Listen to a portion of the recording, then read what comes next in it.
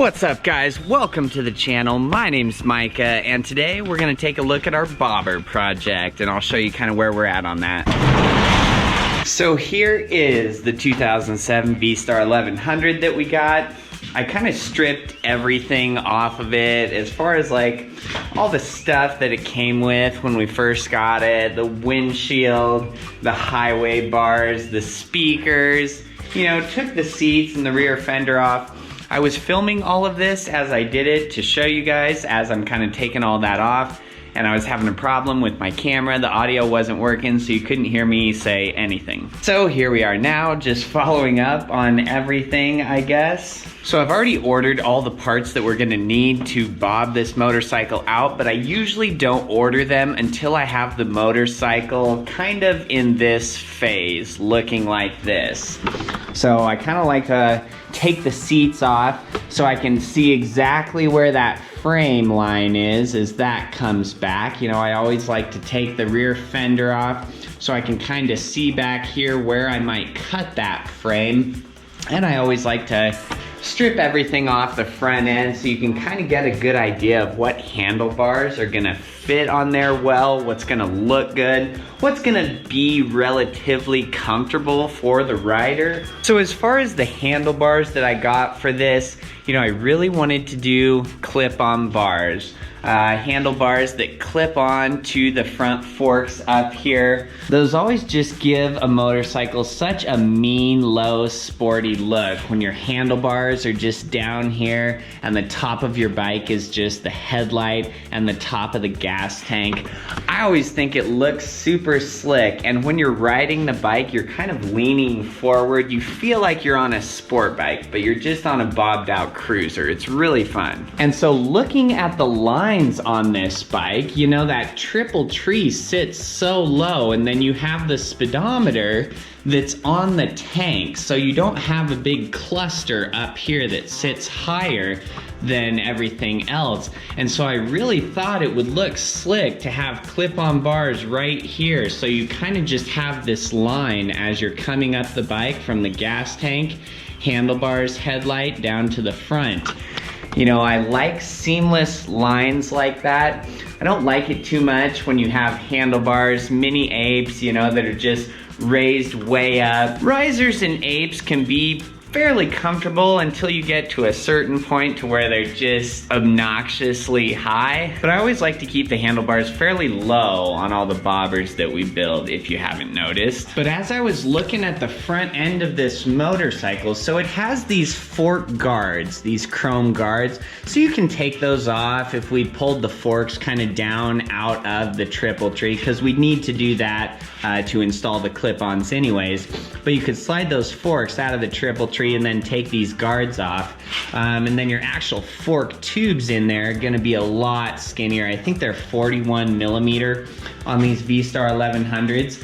But I got to looking at the fork guards on this, and I just love those big, aggressive, chrome-looking fork guards. It just makes the bike look so masculine from the front end. So I decided that I really wanted to keep those chrome fork covers on there.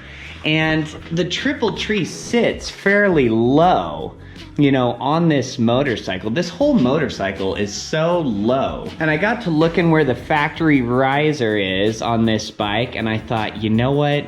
Just broomstick bars, you know, just are perfectly straight. Gosh, I love broomstick bars. But they would just be perfectly straight across there, you know, and as far as our line from the side, you know, our handlebar would come out just right here.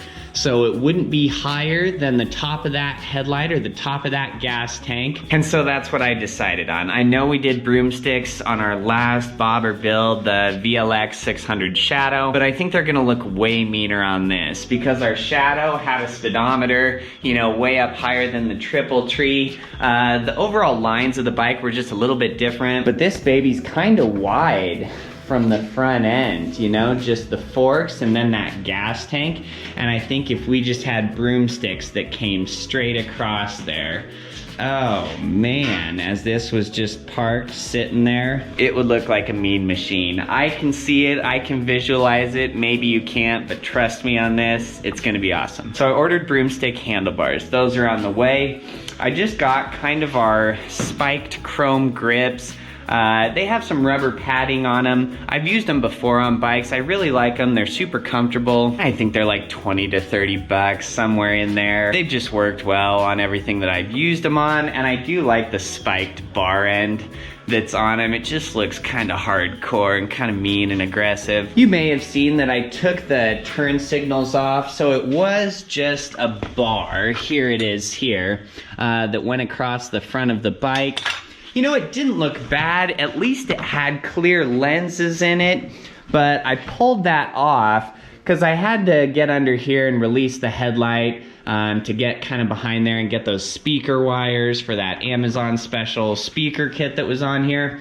And when I took that off of here, I just really liked the look of no turn signals. We typically don't put turn signals on our bike. I'll leave them on if the factory turn signals are tasteful. Maybe swap out the lenses for clear ones or do LED bulbs, something like that. But this baby just looks so good with no turn signals, no bar under that headlight. And so I think with our broomstick bars, you know, no signals is gonna be the way to go on this one. And so I don't have any sort of turn signals planned for the rear either. Oh, what else did I get here? So for a rear taillight on this, you know, typically I like those LED strip taillights, you know, on our 600, I put 2 of those. I just ran them up the swing arm, one on either side. So from the rear, as you're looking at the bike, you have 2 taillights on it. There's just a LED strip, a red strip on either side. It looks super cool. The swing arm on this bike's got a little bit more going on. It's kind of a funky shape here, and then it goes to kind of a tubular style up top, closer to the frame. So I don't think our little LED strip lights are gonna work super good on this bike. So what I've ordered for it is just one of those license plate holders that goes on your swing arm bolt. So that license plate bracket is going to come out and come up, and at the top of it, it has an LED red taillight. So no sort of turn signal function, it's just gonna be a running light, a brake light, and that's it. But I think it's gonna look super slick on here, and then we don't have to worry about, you know, any other strip LED wiring or something that we have to fabricate up top here. And I have put those strip LED lights, you know, across like a frame bar or something up here before. But on this bike, like here's our little frame bar right here. So I thought maybe I could mount LED strip lights on the back of that. But this frame sits so low, our rear tire is higher than that frame, that rear frame cross member. So you wouldn't be able to see the strip lights from behind. So that wasn't gonna be an option. So I just kind of deemed that license plate holder with the taillight was the way to go. So we'll try it out. I think it's gonna be slick. Now you may have seen that I did pull off the factory mufflers from this bike. So the factory mufflers were super quiet. You know, they're chromy, they look okay, but you just got nothing for volume out of them. So luckily on these V-Stars, the factory mufflers, there's just a little clamp here on your factory headers that clamps and holds the mufflers on, and then they mount to just a little spot here. I think there was another spot back here. But really easy just to take the factory mufflers off the bike and run just the headers. I fired it up with just the headers. It sounds awesome. So my plan right now is just to leave the exhaust like this, you know, and down the road, maybe I'll get some no-name eBay mufflers and just put them on the ends of there, you know, find a place that I can mount both of those together and then pin them to the frame. But I think I'm just gonna run the headers, and then I might do like just a turn down exhaust tip, you know, that I could either turn down or turn outwards. I'll probably turn it outwards but still that would have no sort of a baffle. It's just a straight exhaust, straight headers. So that's what we're gonna do for the exhaust. Super cheap. And then as far as a seat on this, so I just did a universal solo bobber seat. You get on eBay, you find a million of these, right? So I just always get the ones that have your little triangle shaped base plate. You know, it has your bobber seat, and you can get kind of any color or style. There's ones with stitching or brown or white or black or alligator skin. I have done the alligator skin ones before. They are super cool. But I just did a plain black leather one for this bike because the paint's actually really good on it. You know, it doesn't have any damage or scratches. So, and there's kind of a light black flame in this paint. I don't know if you can kind of see that there. But I'll be interested to polish it up and see how good those flames actually look. Normally, I typically don't like flames on anything. So just did our universal bobber seat, but I got really excited once I looked at the frame. Once I got the seat, the rear fender, everything off back here. So when you kind of look at this here, that frame is just a perfect little triangle here. I mean, it's pretty much the same shape as the base plate.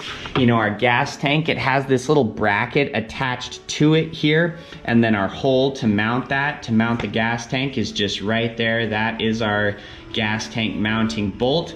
You actually have another little spot here. So it's threaded, it's the same size as this bolt, and it's got a spot in the frame where it can be tacked down. That's gonna work so easy because those universal bobber seats, they have a bolt, a mounting spot right in the front there. And so since we have those two slots, one in the rear, kind of one up a little bit more, I've got some options of where I want to mount that seat, how far forward I want it or how far back. And then I'll probably, you know, I could cut this bracket off right here so it would just be flat because I don't need these wings. They just held the factory seat down, the driver's seat. So I could cut that bracket off right there. Or I could just put my base plate underneath the whole bracket. And then just put this bolt through there. So we've got some options there. We'll play around with that when that bobber seat shows up. It was supposed to be delivered today, so I don't know. We'll see if it shows up. Maybe it'll show up as we're filming. And then this little plastic plate here. So this just comes up and can come off of here. So the only thing that's on this is just your computer, some sort of module here. So I could pull that module off here because when this plate is down, it sits up just a little bit higher than our frame rails here. So I kind of want to pull this module, the computer, off of there. It's just those two bolts, and then just cleverly mount it under here somewhere so that our base plate will just rest on these two frame lines on either side. And then there is our rear cross member. If I can kind of get things out of the way so you can see. So, and then you have that rear cross member there as well. But gosh, you just look at all those. It's just perfect. This is literally the best bobber bike. This literally has the best potential. It's going to be the easiest bobber that we have ever done. Something about these V-Stars. And I always looked at them and I just knew that they would make a great bobber because they just sit so low. I loved the look of the forks, where the height of the triple tree was. I liked that they just had a monoshock rear end, that they don't have the two side springs, you know, on either side. So I always thought that these would make just one of the best bobbers ever. And after kind of ripping into it here and seeing more of it, kind of getting all the crap off of it, I could not agree more with that. Well, and that's really it. That's all I had to order for this bobber build, was just those four things: handlebars, grips, taillight and license plate holder, and then our bobber seat. So all the parts that we ordered came to a total of $140. So that's awesome. This is definitely going to be a budget build. And then just between all the stuff that we took off, I mean, there's our rear fender in perfect condition. So we have the Yamaha saddlebags. We have the saddlebag mounting brackets. We have a sissy bar for it. We have the driver's seats, the passenger seats. So all those parts right there, we could probably sell on eBay for, I don't even know, probably $400. And we certainly will do that. And so that will make our bike, our overall cost, even cheaper. So, and that's about all I've got for you today, guys. I just wanted to show you where I'm at on the bike, you know, and as I strip it down, kind of what I need it to look like and what I need to see before I start ordering parts and get stuff on the way. And so this is always the phase that I get a bike to, and then we go about deciding what direction we want to go as far as for a bobber, cafe racer, scrambler, stuff like that. Gosh, I cannot wait to finish this thing. It is gonna be bad to the bone. Well, and so like the video if this helped you out, subscribe if you want to see more, and until next time, have a wonderful night, guys.